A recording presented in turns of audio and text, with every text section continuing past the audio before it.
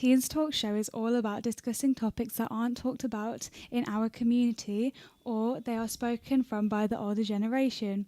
We feel this platform can help many people understand what goes on in the life of teenagers and their perspectives.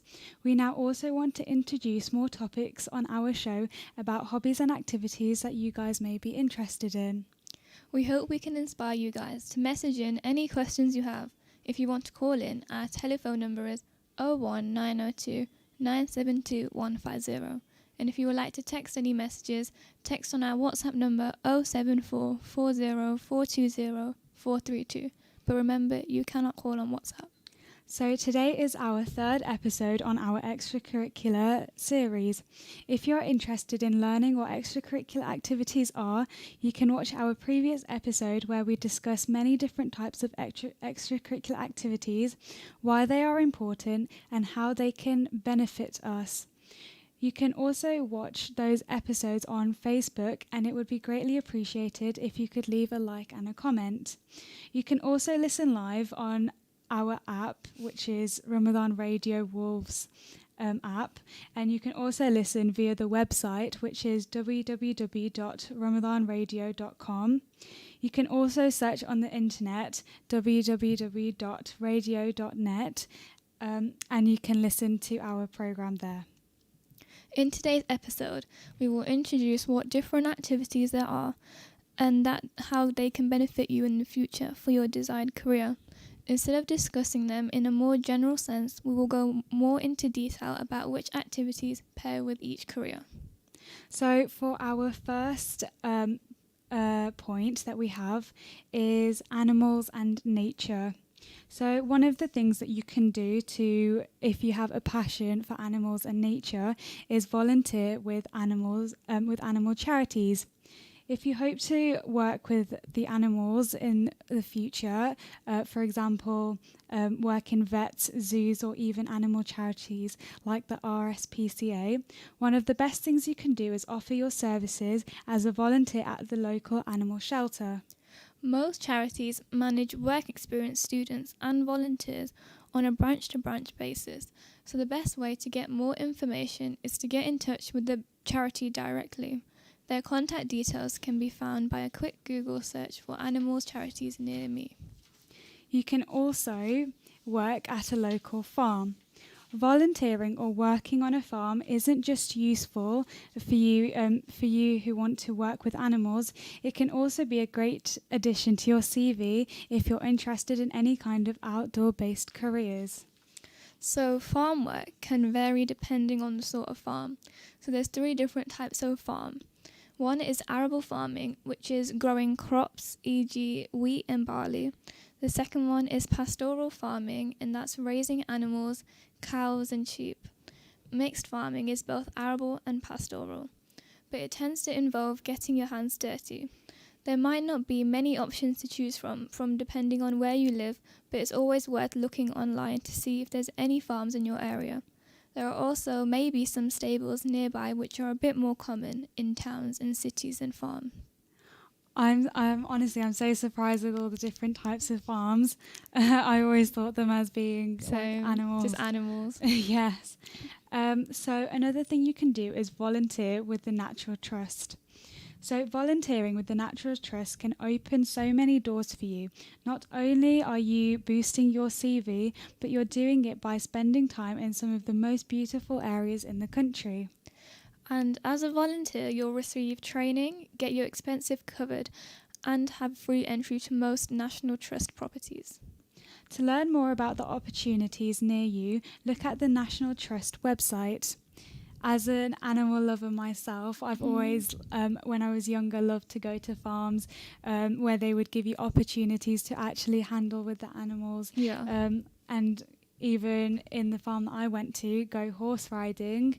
Wow. It was such a different experience, and I don't think it's anything I would have done just like at the top of my head. Yeah. You have to really go there to experience the whole atmosphere. Yeah, and I feel really blessed that my parents could take me there, and you could ask yours whenever they're free. You could even go there yourself if you're old enough, and it will be a really great experience and opportunity. And they're also not that expensive, so you wouldn't need to spend a lot, just definitely. have a good day out. So the next topic is art and culture. So one of the things you can do is working part-time at museums and galleries.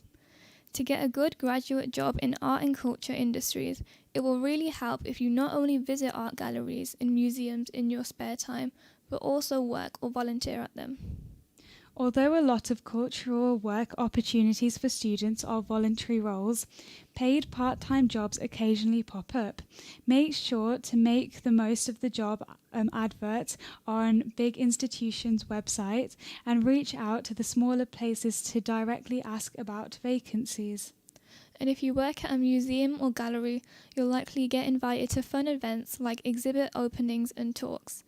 These events are great opportunities to meet industry leaders and get your name out there, because it is key to be proactive and grab whatever opportunity comes your way.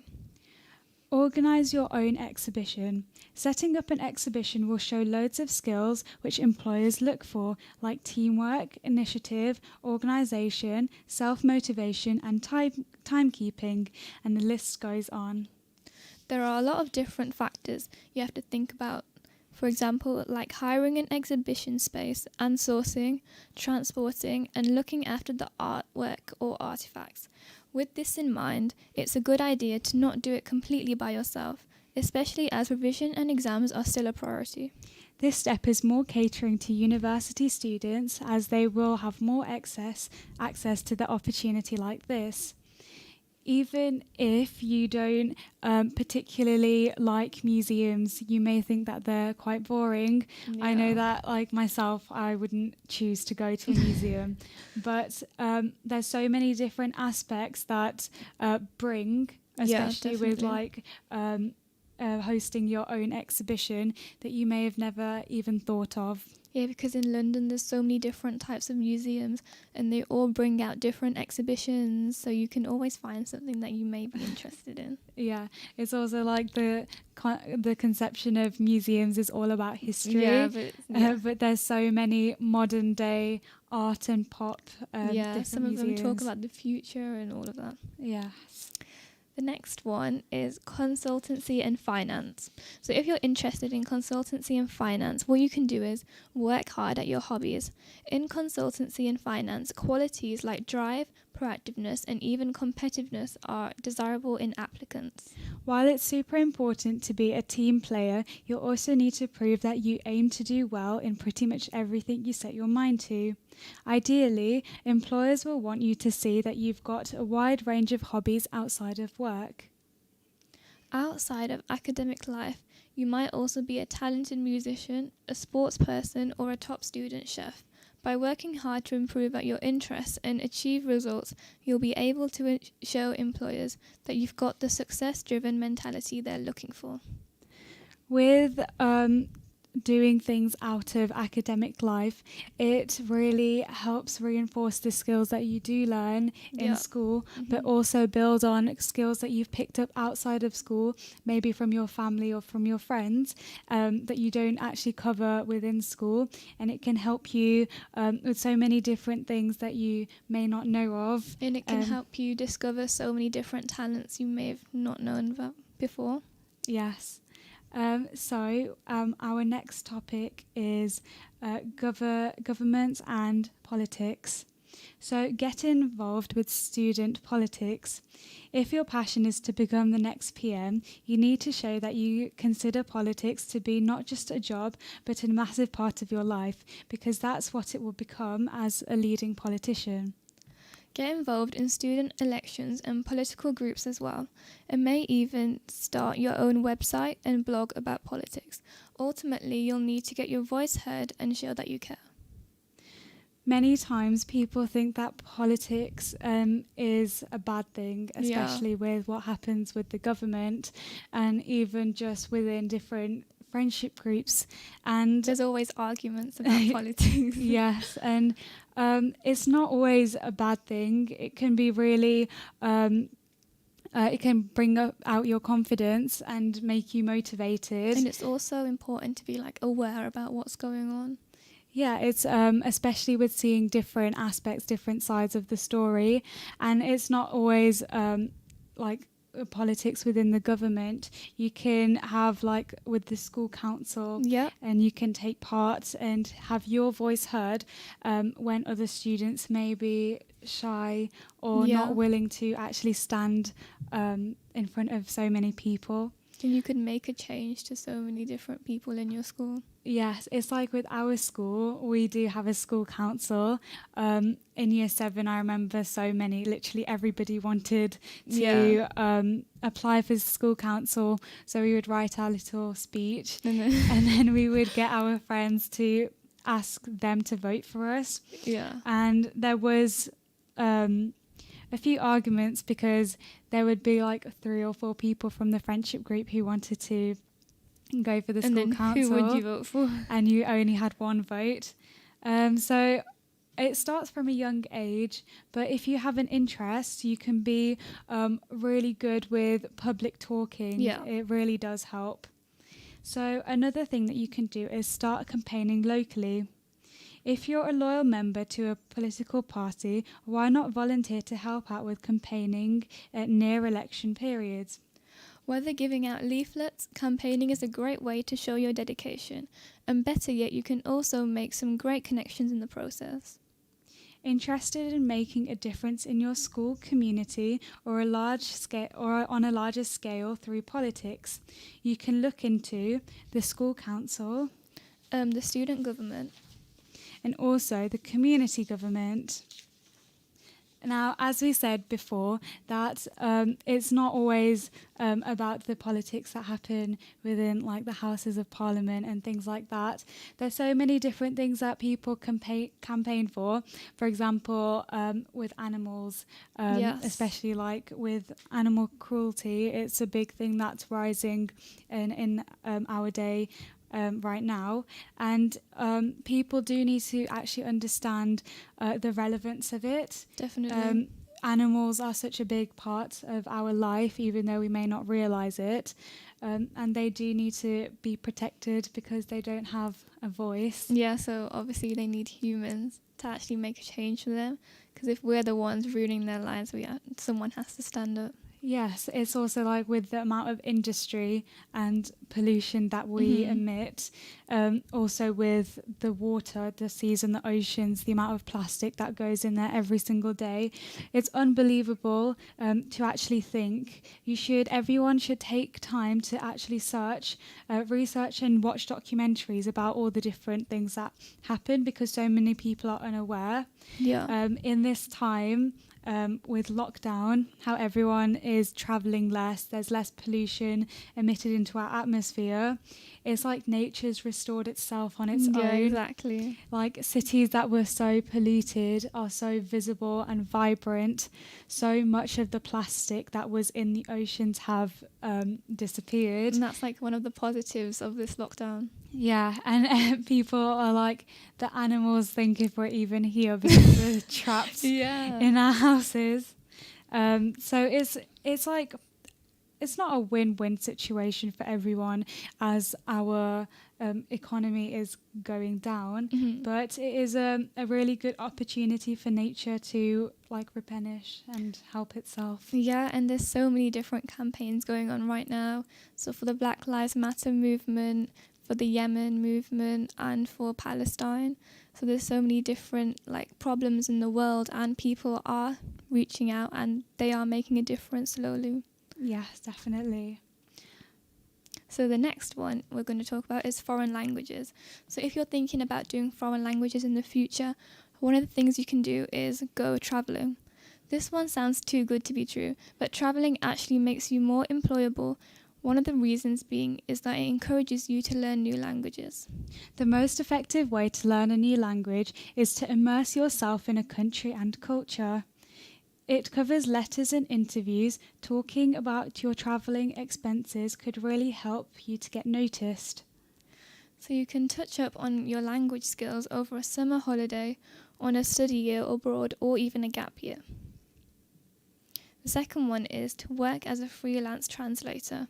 Speaking another language is already a really impressive skill in most industries. If you're hoping to use your language skills directly in your graduate job, working as a freelance translator while at uni will be massively boost your CV. It's both a good money earner and a brilliant experience. Many people may think that just going to a different country won't improve your language that country speaks, because majority of countries do speak English. However, when you live there, when you stay there and it's around you for 24/7, you pick up on so many different things that you wouldn't have just sitting in a classroom and learning it. Many of our teachers and people that I know have actually, for our languages, have stayed in a Spanish-speaking or French-speaking country, and it makes you actually think that they are Spanish because of the fluency. Even if you haven't learnt that language previously in a lesson, I know this one person, and he spent 4 years in China, and he learnt the complete language fluently, even though I think they have like a very wide range alphabet. Yeah, and apparently Mandarin is the hardest language to learn in the whole world. Yes, and it's kind of like, if you put your mind to it, if you really want to do it, then you can do it really easily. Exactly, yeah. And there's so many benefits of like going to a different country, because when you're learning inside a classroom, you're just learning by either reading or voice notes from people that might not even like are living in that country. So when you actually like go on a holiday and see the language in person, it's completely different, because the accent's completely different as well. Yeah, and I think it's so important to experience the culture. Yes, culture is so it's so amazing all around the world. Here in England, many people don't actually come together to celebrate different things. Like, you will have your family around and maybe a couple of friends, but as I've been learning recently about Spanish culture, how they literally have so many parties and fiestas that they have, it's like it's every other week and it lasts for so long. They have massive celebrations where the whole community, no matter how young or how old you are, come together, and it's so interesting. If you want to search it and look it up on YouTube, there's an amazing festival that they have called Las Fallas, which means the fire, and they build like such a massive float, like 20 different people from all backgrounds with different experiences, build massive floats, and they all bring it into the town hall, and they get judged on it. It's like in the movies and on cartoons, and they get judged on it, and they have a first, second and third place, and then what they do is, for the first place winner, they create a miniature model which then goes into the museum so it can be remembered for the rest of that time. And at the end, they burn all of the floats, which to me is a bit strange. However, it's not in my culture to experience anything like that. Definitely. And so many people around the world go to see that and experience it. And so there's like massive fires everywhere. And so, but that's how their whole community come together. And I think it's really nice when so many different people are coming together who you may have never even spoke to, may not even have known them. And I think it brings like the community spirit together, which especially in these times is really needed. Yeah, and even though that might be taking place in like one city, so many different cities will come together, but we won't get it like this here. Yeah, definitely. So another thing for languages is make use of the free language apps. By using free language apps and courses, it can open many doors for you, because you will discover how many benefits there actually is, as well as learning a whole new language. For example, people who speak more than one language have improved memory, problem solving and critical thinking skills, enhanced concentration, ability to multitask, and better listening skills. And did you know by learning a new language, you gain a better understanding of your own language? According to the impact of second language education, the study of the second language is significantly increases first language skills with reading, vocabulary, grammar, and communication. So I think with this point, it's very relatable to us as we are both bilingual. So we speak English and we also speak Urdu. That's our parents' first language. And so with that, you can see many different connections because it's constantly spoken to me 24/7 by my parents. It comes so naturally to me, and sometimes I would mix Urdu words with English words, and I think that it just sounds the same even though it's not. And I can really see from my parents that when they both lived in Pakistan, brought and raised over there, and when they were in school, they were taught in English. So they had a really good two languages that they spoke. And as they learnt English over there, they paid so much more attention, in my opinion, to maybe we would in school, especially with the language, the vocabulary, and the grammar especially. Here we take it for granted that we know English from birth, and that we think that we know how everything should go. But even when my mom, who lived over there, I asked for help in my English, so you can tell me exactly where all my grammar, all my vocabulary has to go. Wow. Which I think is such a good thing to do and to have. When I was younger, I didn't like that I knew two languages. I don't know why, but it was looked down upon. Yeah, definitely. Which was really strange. I would always hide that. I could know two languages, and it's so strange to think now, because I'm so grateful that I do know two languages.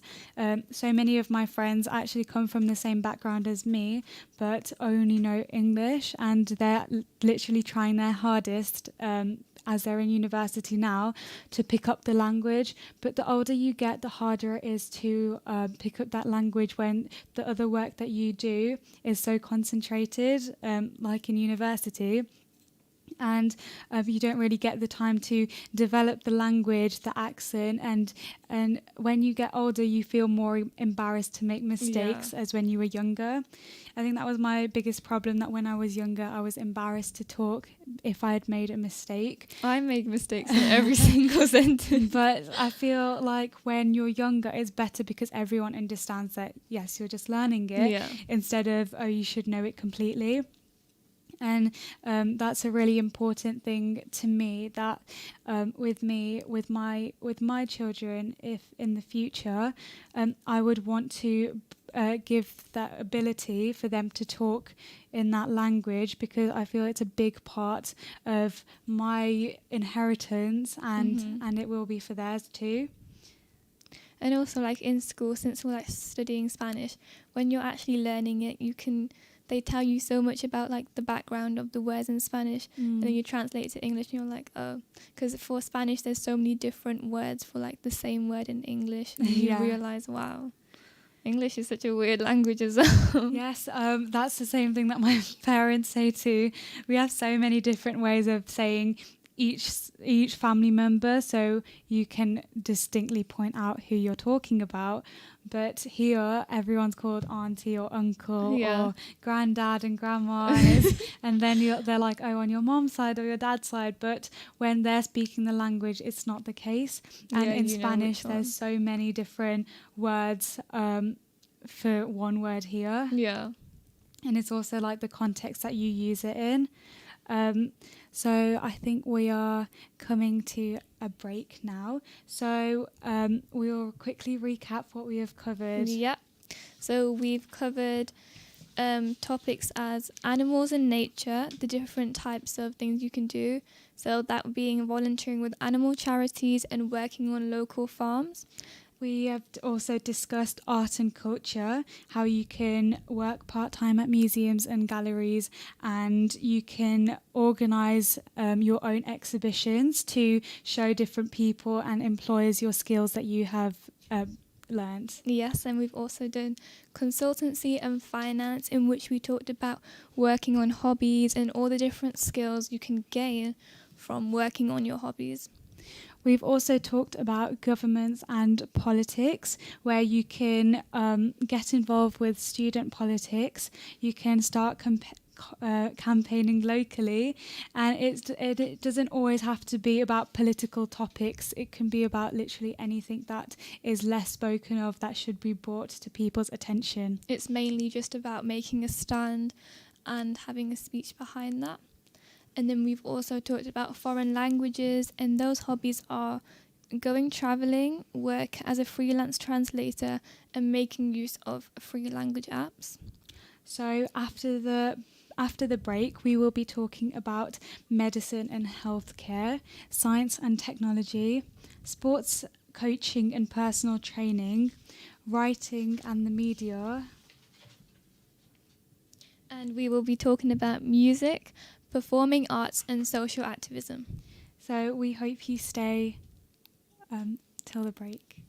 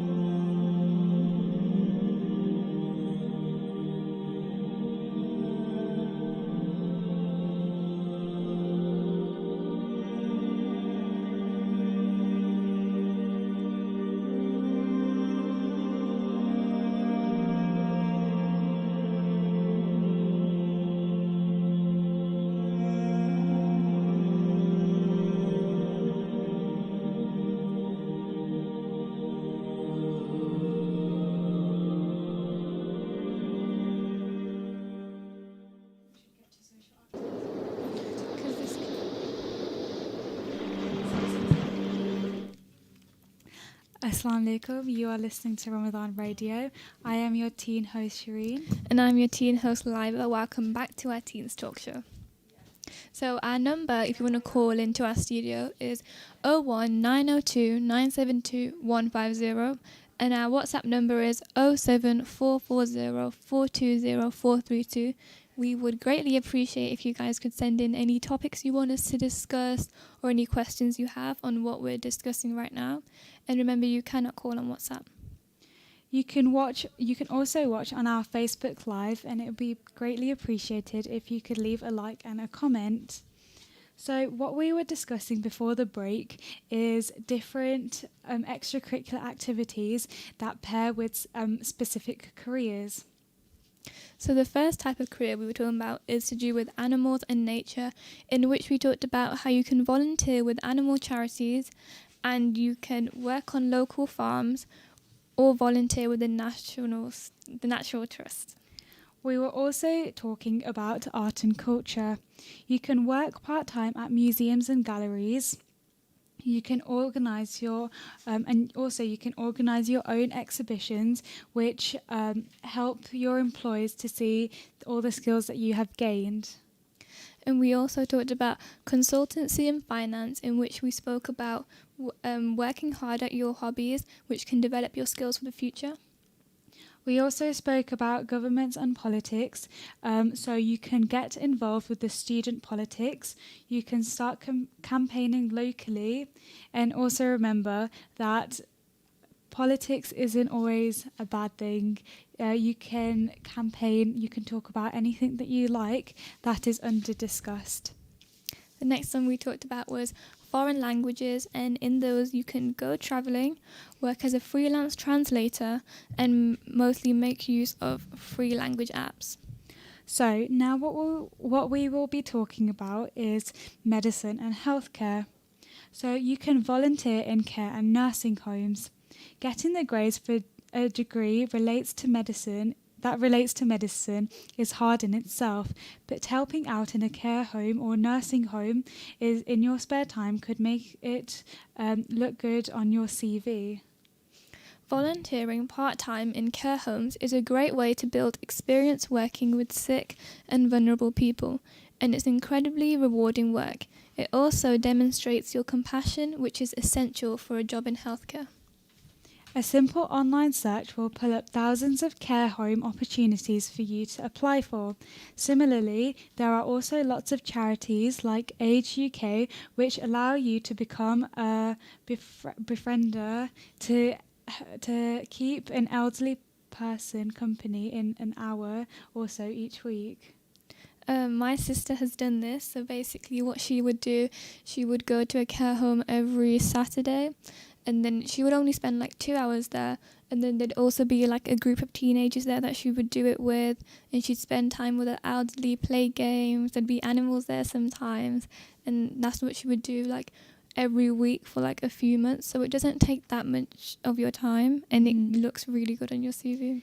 And I think it also really helps you connect with the older generation. Yes, they definitely. have so much advice to give that many people just brush off because they don't think that they actually understand the generation that we're in.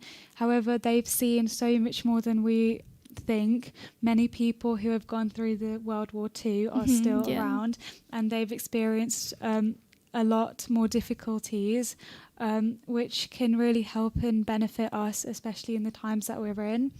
It's really important to have somebody like that, even if you may not have your own grandparents around with you. And for some of the elderly there, they don't have family that come and check up on them like often, and for you to be that person to talk to them and like make them feel safe and happy, you can make such a difference to the point where they get excited every week to see you, which I feel like is such a blessing. The next one is volunteering for St. John Ambulance. By volunteering with St. John Ambulance, you'll be given proper first aid training and can also get involved in helping staff out at events. Giving up your time to help people with St. John Ambulance is sure to pay off for you in the future. Many of us think that when we want to do work experience in year 10 for medicine and healthcare, that is like one-to-one. They get to talk to patients and be in the room with them. Yeah. However, we are young, and that isn't actually allowed with majority of hospitals. And so this is a really good like second option for that, and it gives you like a one-to-one experience about how it actually feels like. Yeah, and it's like working on the job. You'll learn so much by just shadowing someone. Yes, for my work experience, I was going to do a course like this, but my work experience, like everyone in our years, had to get cancelled because of the situation that we're in. And so even though I know that I won't be able to do that, I think it's still okay because there's a second opportunity, I think in year 12, to do work experience. And so we can always do it then. So our next point is science and technology. Take free online courses to learn new skills. Even though many of you may have exams coming up, there is still free time you can take out of your day that you can spare for an activity that will benefit you and may even seem like a break. So if you think that you want to have a productive holiday, you could think about learning new skills through online courses. There are plenty of free online courses with qualifications on handy things like starting a business, certified courses on social media strategy, and analysing and visualising data with Excel. Joining a tech community. Tech communities are about meeting other people interested in technology, either online or in person, to share knowledge. Usually to do this with software development. By joining it can give you a new knowledge and skill, help you develop your ability to network, and give you confidence at communicating and sharing your ideas. With the amount of time that we have with lockdown, so many of my family members even said to me, oh, you should learn a new skill, or you should take an online course and even learn a new language. And I think that it's so important to develop things like that, because when it's later in life, because the next step for us is A-level, and as you would know with your sister, A-level can be really stressful because it's such a short time period where you have to learn so much.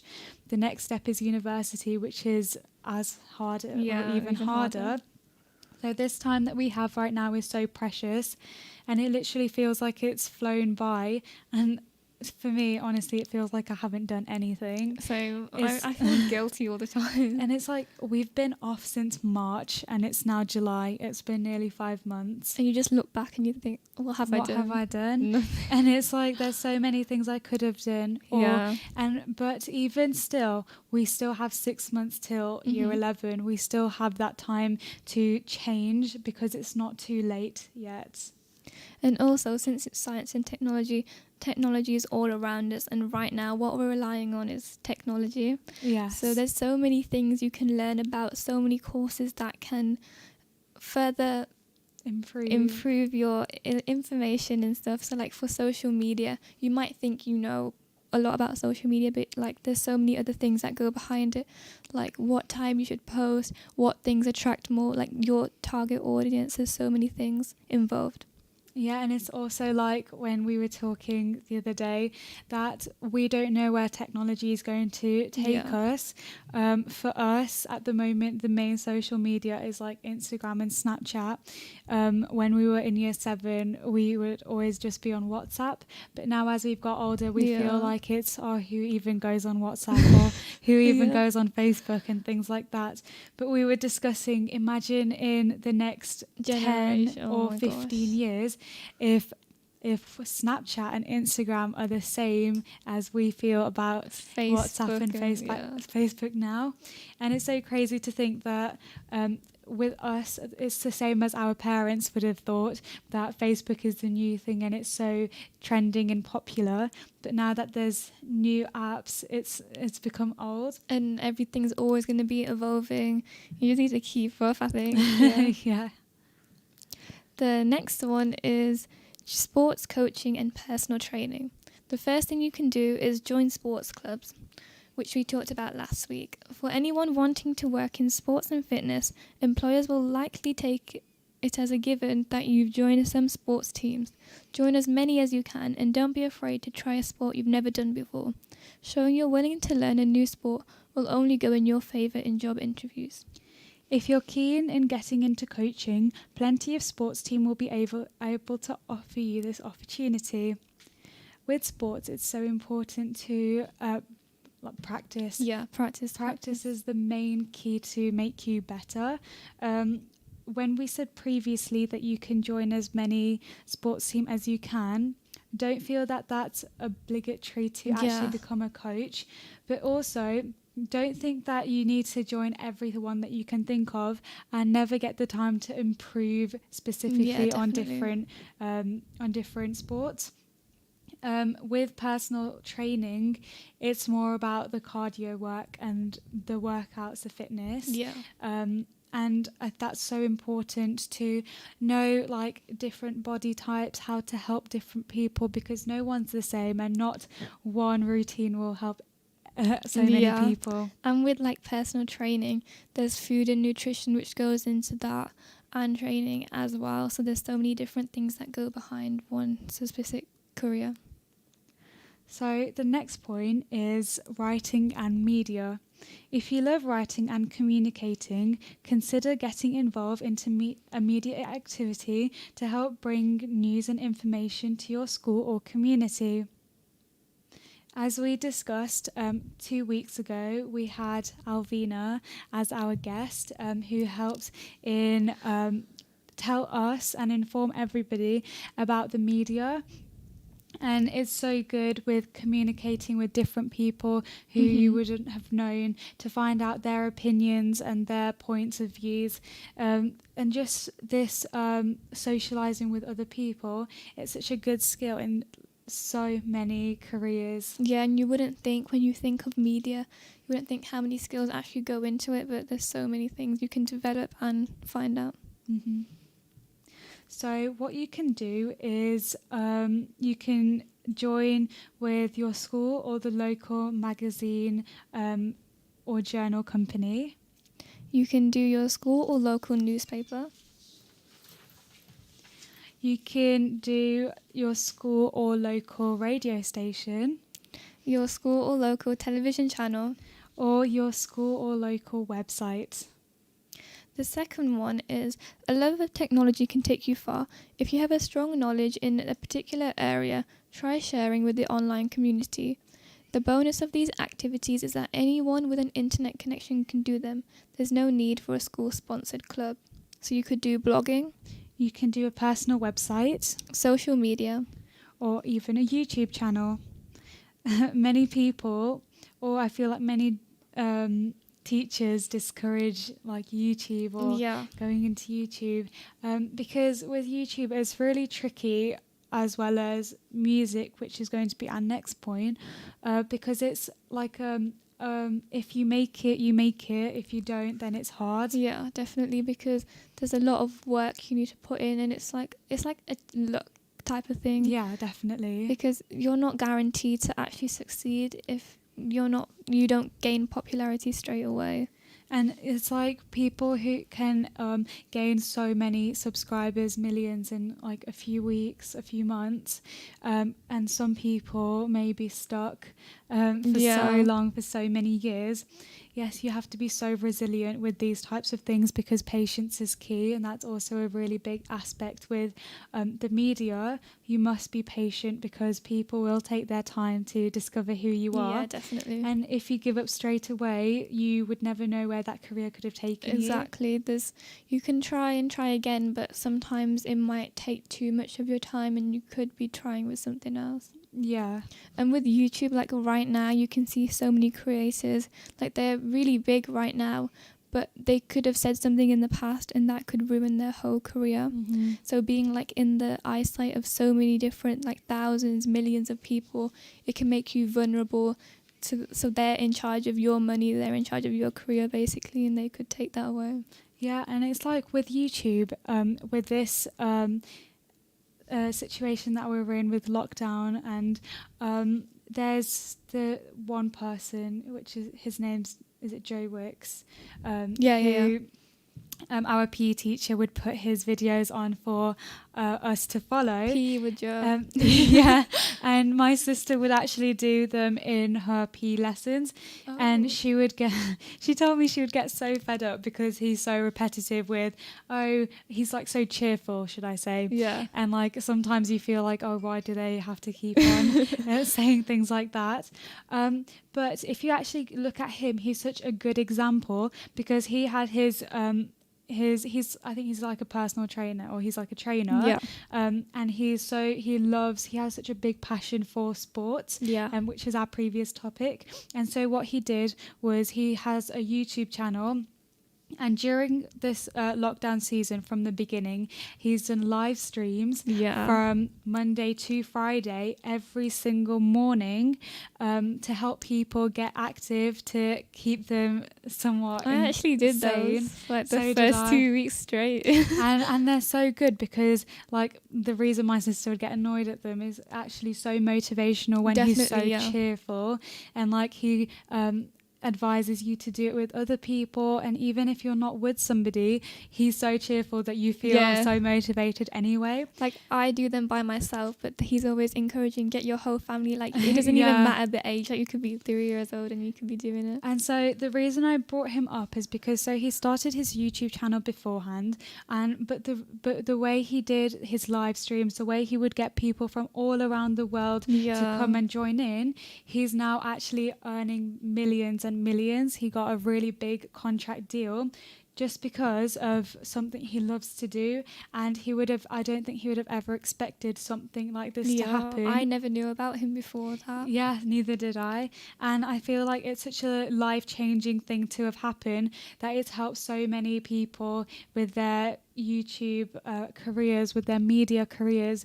Even like Netflix and Disney Plus has become so big, because everybody has it, because they're thinking what else is there to do, because they can't go outside. But it's kind of like a one-hit thing that happens. Like after lockdown's over, I feel like all these things might go down.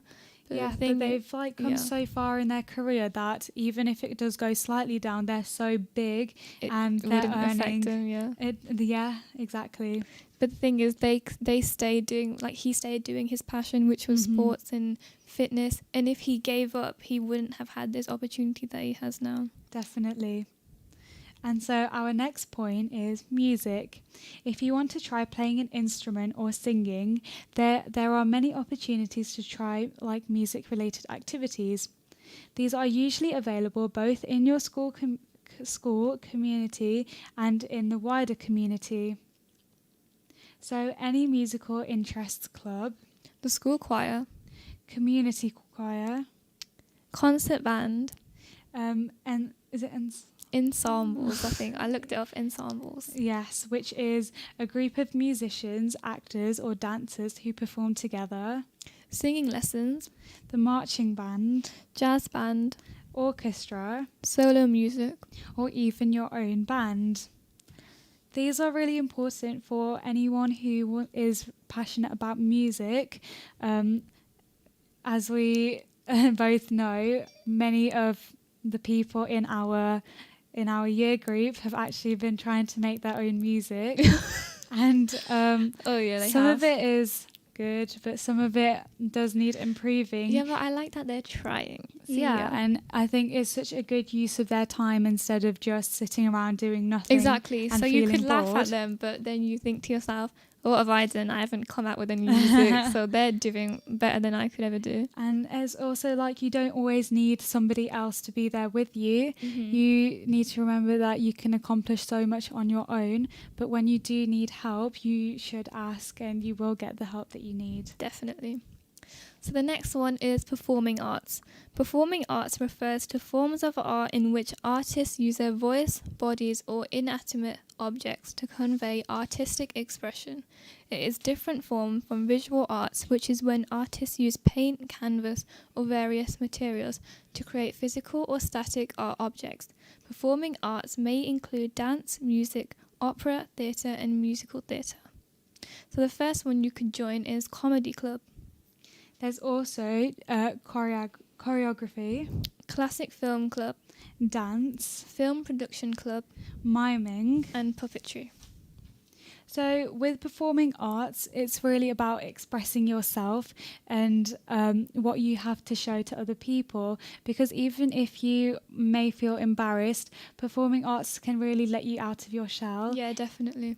It can be like used as an escape because it can develop so many things that you never knew you had. Like it can develop your confidence as well.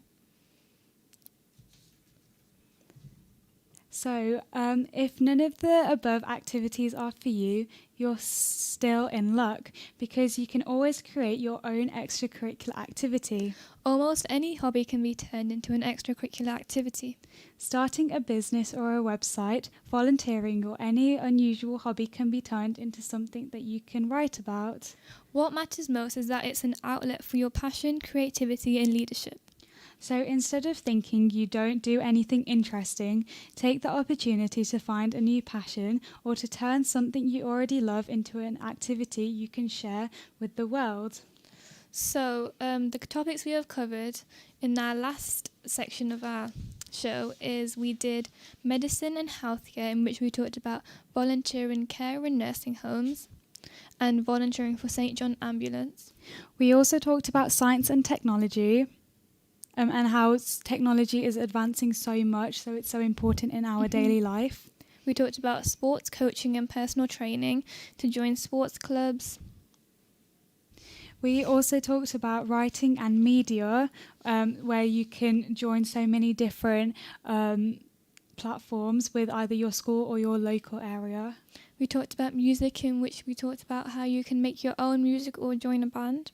We also talked about performing arts and how it can really let you express yourself. And social activism, in which... Okay, and so for our next week, we'll carry on with our extracurricular activity series, and you can listen to us on our app, which is Ramadan Radio Wolves app, our website, which is ramadanradio.com, or the website www.radio.net, and our Facebook Live. Thank you all for listening. Thank you so much for listening. We hope you join us next week.